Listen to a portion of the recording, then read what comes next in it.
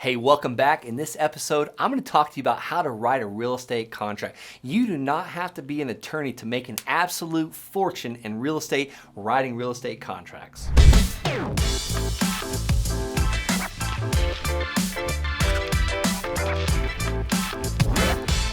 All right, check this out. I'm gonna walk you through step by step, line by line of how to write a real estate contract. I've even got some free gifts I'm gonna give you throughout this video that it's gonna make it so easy you can't even mess up. And if you follow the steps I'm gonna give you in this video, it will potentially earn you millions and millions of dollars in gross revenue.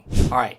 So I'm kind of going to be reading off this paper here, and you should probably maybe see like a snippet on your screen here. But this is an agreement between the seller and then you and or sign. So for instance, I'm gonna buy the property from John Wilkes Booth and Brent Bowers and or assigns as the buyer. Why do I have that and or assigns? That allows me to assign this contract. I'm gonna assign, AKA also known as sell this contract to a cash buyer. So, and then I'm gonna say this property known as, that's usually the address, and if you're doing land, a lot of times, guys, land does not have a physical situs address. It basically doesn't get that address until you apply for a building permit. So don't be thrown off if your land doesn't have a physical address. That is a legal description. All properties in the United States have a legal description. It's got its own very unique legal description. Let's talk about earnest money.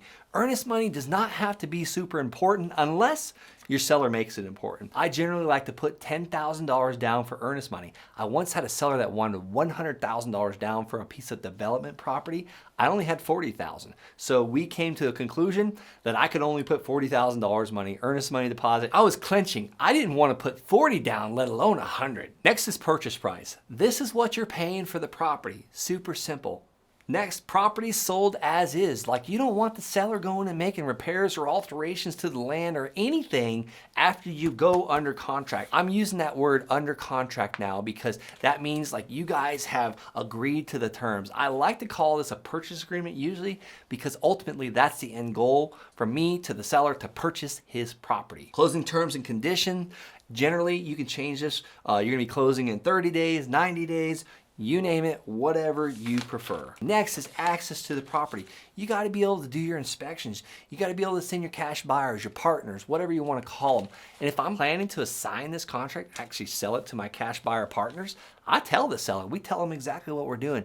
We don't get too far in the nitty-gritty details because you gotta remember, like most times sellers have never sold a piece of real estate in their entire life, so you don't wanna confuse them. A confused mind makes no decisions. It halts, it doesn't do anything. You don't want your seller putting their head back into the hole. Next is buyer's disclosures. Basically, buyer employees or agents may hold a real estate salesperson or broker license. That's just saying that, you know, you could be a realtor using this contract. I'm personally not a realtor, so that doesn't even matter to me. And then seller acknowledgement. Seller hereby acknowledges that all negotiations and deadlines with buyer have been at arm's length transaction. Just Google arm's length transaction. That's a whole nother education. Attorney fees, basically saying if there's an issue, got to get some litigation, like we pay for attorney fees, like buyer and seller pay for it. Other provisions, this agreement must be accepted by this date. I like to give like a 3-day acceptance because I don't want to leave this thing open. A year from now, they can come to me and say, hey, you should go ahead and close on this. No, it was only good for 3 days. It says right here. All right, next is basically buyer's information and seller's information. You want to get all this filled out. Buyer's name, address, email, phone number, because you want to make it easy for the title company to communicate with everybody. And then everyone signs. They sign, they date, they print. And then that is the real estate purchase agreement. Next, I want to talk to you about another agreement, which is the assignment agreement. This is how you can sell that purchase agreement. Able to sell that purchase agreement. And let me break it down for you. All right, so before I break this assignment agreement down, I want to talk to you about subscribing to this channel. Do it. Go ahead. If you haven't done it already, you're crazy. Let's go. All right, let's break it down. Assignment agreement. So what is the assignment agreement used for? You already got the property under contract. You as the buyer and or signs, so Brent Bowers and or signs is buying it from John Wilkes Booth, and John Wilkes Booth and I had the property under contract for $50,000. Let's just say it's worth $100. Now I'm gonna go find a cash buyer that's gonna pay me $60,000 for my contract. I can't sell the property because I'm not a licensed real estate agent. And you want to verify this with your real estate attorney. You know, some states this is illegal. You want to make sure you're not operating in the shadows, you sleep well at night, and you're doing everything in accordance to the regulations and the law. And this particular example, I am assigning my contract that I have with John Wilkes Booth to Larry Smith for $10,000. So I got the property under contract for $50,000. Larry's paying $60,000 total for 123 Main Street. So me and Larry are going to sign the assignment agreement. So this agreement is between me, Brent Bowers and/or Signs, and Larry Smith, the assignee. He is the assignee because he's buying the purchase agreement, buying the contract. And basically, we're going to talk about the signers entered an agreement to purchase real estate from John Wilkes Booth on the seller. That's the underlying transaction. And the property is commonly known as 123 Main Street and legally described as. So basically the terms and conditions, I'm going to kind of just go a little faster through this. I'm going to give you these agreements here. That's one of my free gifts. That way you have a copy of this. But within 3 days, 3 calendar days, the buyer, the assignee, will deliver their $5,000, I like to do $5,000, earnest money deposit, non-refundable, to say Heritage Title Company. You fill in the title company and the amount. I've actually now changed my assignment agreement to 1 calendar day. I now only give them 24 hours, and if they don't do it, I move to the next person. I'm selling Larry Smith a property at 60 cents on the dollar. He needs to act quick because I need to act quick and fulfill my contract with John Wilkes Booth. So skip on down. Assignee, that's my buyer, will pay assignor, me, Brent Bowers and/or Signs, a total assignment fee of $10,000. And that is where the difference of $60,000 and $50,000 come into play.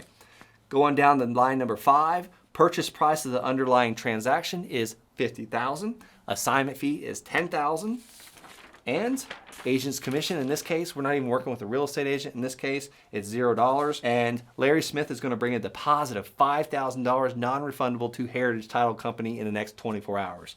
Or in this contract's case, this assignment agreement's case, 3 days is what it says on here. So total due at closing will be $55,000, not including closing costs, because Larry Smith already brought $5,000 to the title company, so now he only has a balance of $55,000. Number 6 is the date that this needs to be closed up by. It's the same date that we have with John Wilkes Booth under contract. Let's just say it's September 30th, 2021. That date's going to go right here of when we need to close on this property. So basically, one more thing I wanted to point out to you, the bolded information is assignee, my cash buyer, will not reach out to John Wilkes Booth, the seller. He does not have permission to do that. This assignment agreement will also go to the title company, and they will take the original purchase agreement with me, Brent Bowers and/or Signs, and John Wilkes Booth, and then I'm going to give them also the assignment agreement with Brent Bowers and/or Signs and Larry Smith, and the title company will do the rest.